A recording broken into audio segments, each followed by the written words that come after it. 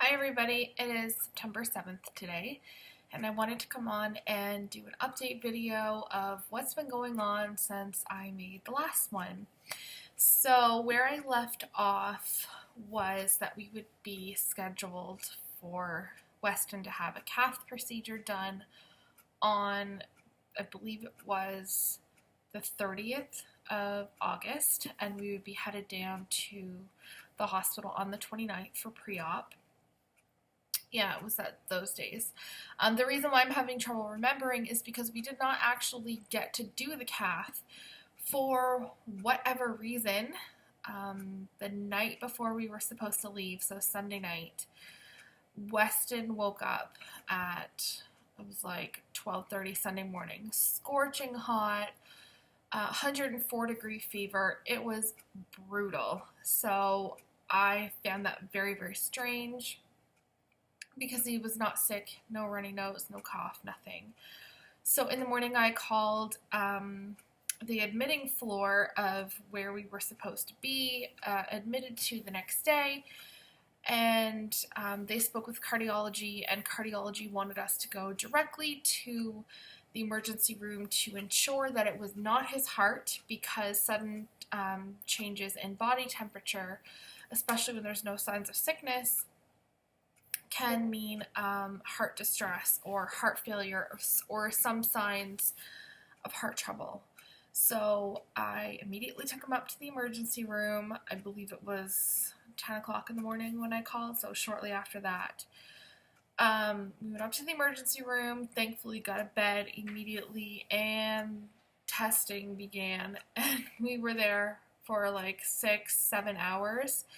And I'm not knocking staying there that long. They did every single test under the sun that they could for Weston, including a urinalysis, blood work, a chest x-ray, like so many tests to try to make sure that his heart was not in danger and stable until we could wait for a cath.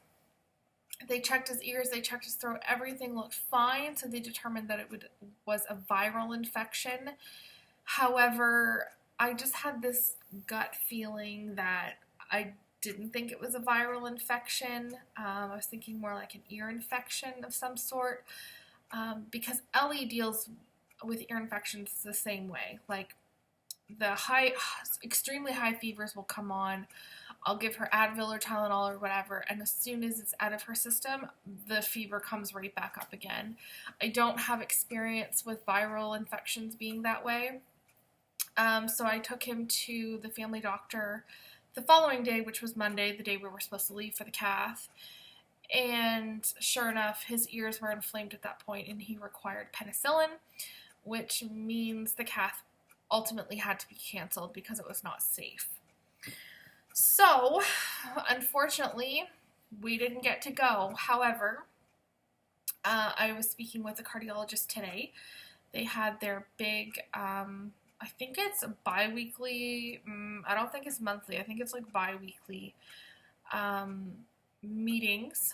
They have them on Wednesdays, where the whole team gets together and discuss their caseloads, their patients, who's going to go for what and when. And Weston was presented today. And a new approach came up from a new-to-them surgeon. He's an experienced surgeon, but he's new working at this hospital, so I say new to them. He expressed, this was his first time sitting in on the meeting, and he expressed that he had great success imaging the heart and coronaries with a CT scan, so CAT scan, which is way less invasive than a cath procedure. So he wanted my cardiologist, or Weston's cardiologist, to present the information to me and decide, should we do a CT scan or should we continue with the cath procedure. That was a really tough decision to make. You would automatically think, oh, CT scan because it's less invasive. However, there's pros and cons to everything. No matter what test he has done, he's still going to need to be put to sleep. So that that's where the risk lies, really, is with anesthetic use. So he would still need to be admitted the day beforehand and receive IV fluid to ensure his safety. With the CT scan, they can get great images of his aorta where they're worried about his aorta. That's where Dr. Collins, the specialist in Arkansas, has seen all of the problems, said his aorta is quite thick, probably going to need surgery, probably, like, he did say he would need surgery to widen it out, I guess is the term. I have no idea. They need to fix it. So they get great images of the aorta, but with the CT scan, they sometimes may not get great images of the coronaries. So, which means if they do the CT scan and they don't get the images that they're looking for of the coronaries, he would have to do the cath anyways. In doing the cath, it is more invasive. It's a 3-hour procedure versus a 20-minute CT scan. There is a little bit more risks involved with cath. However, they're getting perfect images of the coronaries, but not great images like the CT could provide, with the rest of the aorta things that they're looking for there too. So pros and cons to both.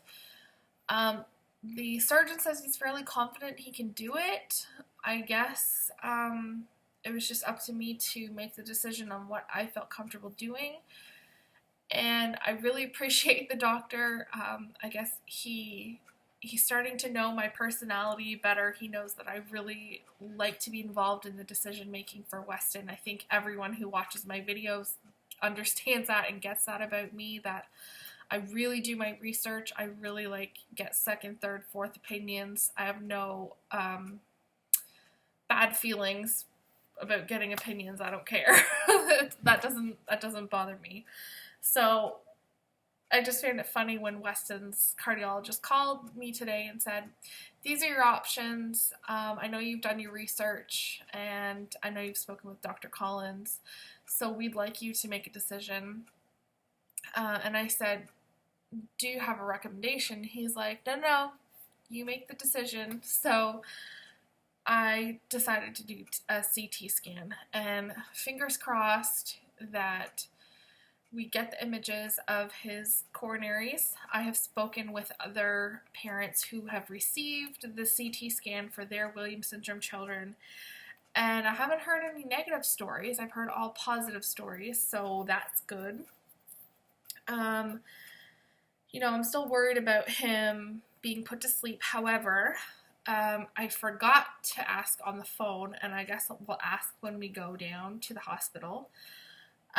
Weston was put to sleep with his MRI, but he was not put to sleep using general anesthesia. He was put to sleep using a mild, I don't know if they would call it like a twilight anesthesia. It doesn't have super bad effects on the heart, but I don't know if that's something that they can use or if they would have to have his heart rate go a little bit slower. So that they could get the images that they need, which is what the general anesthesia would provide, is slower heartbeat, slow everything down to get the proper images. I don't know if that's something that they have to do, and I don't know if the twilight sedation or whatever it's called provides that. I do know it's less risky, but it's something that we're going to talk about with the anesthesiologist when we go down. I don't have an exact date, however, I have a guesstimate date, which is the first week in October, which, looking at the calendar now, is another month away. It's quite the pain in the butt to have these tests and stuff performed so far away, but there's only so many times of the month that they can do this. I think they only offer it once a week because they need to have heart surgeons available who can assist should they get into trouble. And these cardiologists, they cover all over Canada. In fact, Weston's cardiologist was out in Edmonton, Alberta today working at their hospital out there. and they are planning to fly a cardiologist from that hospital to the local children's hospital over on this side of the country to be there when Weston has his cath. I believe that's what they said. I'm pretty sure that's what they said. Hopefully their schedules coordinate and they can be there as a senior cardiac surgeon, so that makes me feel a little bit better. I did get some, I guess it's not bad news. It's like him bluntly telling me that I need to prepare myself to not come home for a while. So that unfortunately means that I get to miss Thanksgiving with Ellie. I'm not going to cry. I've cried a lot today. I've cried a lot already today. Yeah, so that means I'm going to miss Thanksgiving.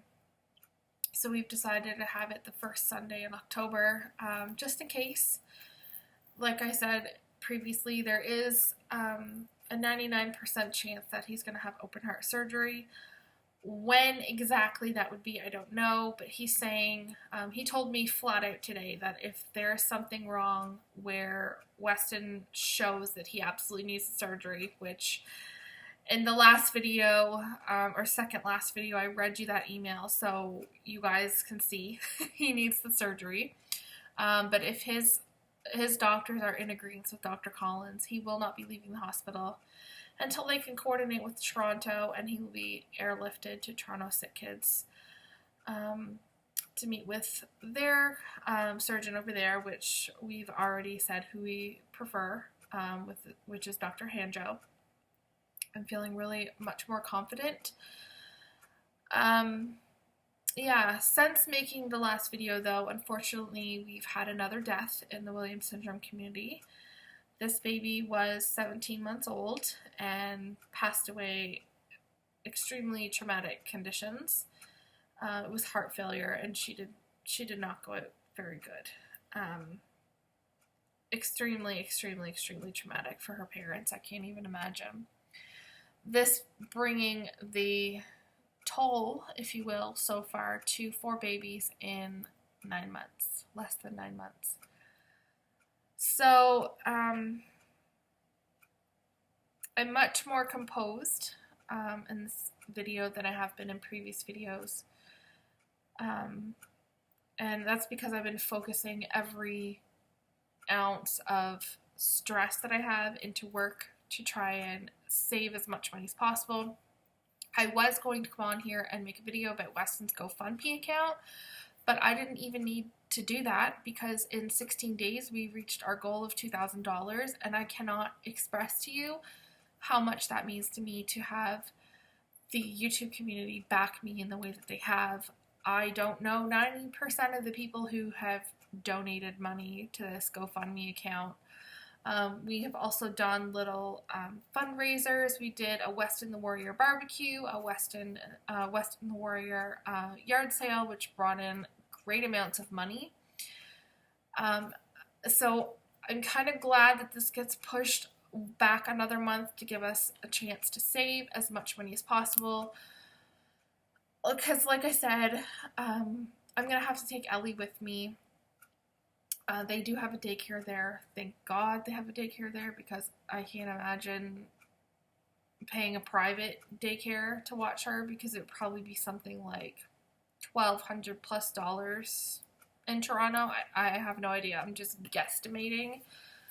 But the hospital has a free daycare, but we still need to pay for flights and hotels and meals and things like that. So the help that we have received from the YouTube community, and specifically Heather from the channel The Needy Homesteader, the video that she did for Weston, I can't thank you enough. From the bottom of my heart, I appreciate it so much. You will never know. So I will continue to keep you posted as always, and I thank you for following along in this journey. I thank you for all the positive words you have sent my way. You guys know I'm not religious, but I don't take offense to you guys saying that you're going to pray for my son. If that's your beliefs, I'm totally okay with that, but thank you so much for respecting my beliefs in the same sense. I don't really have a lot of family around me. If you notice, I have not mentioned my parents in a long time, which I don't even want to get into. But maybe someday I'll talk about that, but unfortunately, I just don't have the help from a family like a typical person would. So the YouTube family has really come together for me in one of the most difficult times of my life, and I am really, really grateful for that. So when we get a date and when we get closer to going for now the CT scan, I will make another video and I will be documenting everything, because I think it would be nice to look back on and say, remember when we did this and look how far you come. And you know what, you guys? Weston surprised me today so much. I had my gate open to my stairs, which I always do every day because the cats like to run up and down the stairs. And Ellie was upstairs playing with one of the cats, and I needed to go to the bathroom really quick. So I went, left the gate open. Weston didn't know how to climb, so I thought. And when I come into the bathroom, he was halfway up the stairs. I really, really, truly thought he didn't know how to climb. He's never been able to do that before. That's something that he struggled with in therapy before. So he is like hitting those milestones like crazy. He's starting to stand unassisted. He's just so close to walking. It's incredible. So I guess seeing those positive milestones and seeing him overcome so many obstacles keeps me positive and keeps me a little less teary. The nerve pills also help. So yeah, I won't be coming on for a little bit because next Tuesday Ellie has surgery.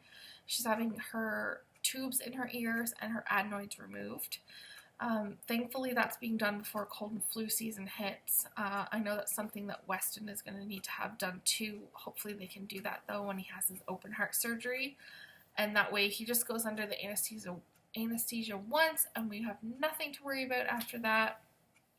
The other thing I was quickly going to tell you about, I don't know if I've mentioned before about the doctors talking about possible orthopedic surgeons being involved because it seemed like he had a mild case of hip dysplasia. Now we don't have anything to worry about with that. So things are starting to look up slowly but surely. We just need to climb this hurdle, and once we're on the other side, I think we'll have a few months of worry-free stuff. Fingers crossed anyways. So I will let you guys go for tonight, and I will talk to you later. Bye, guys.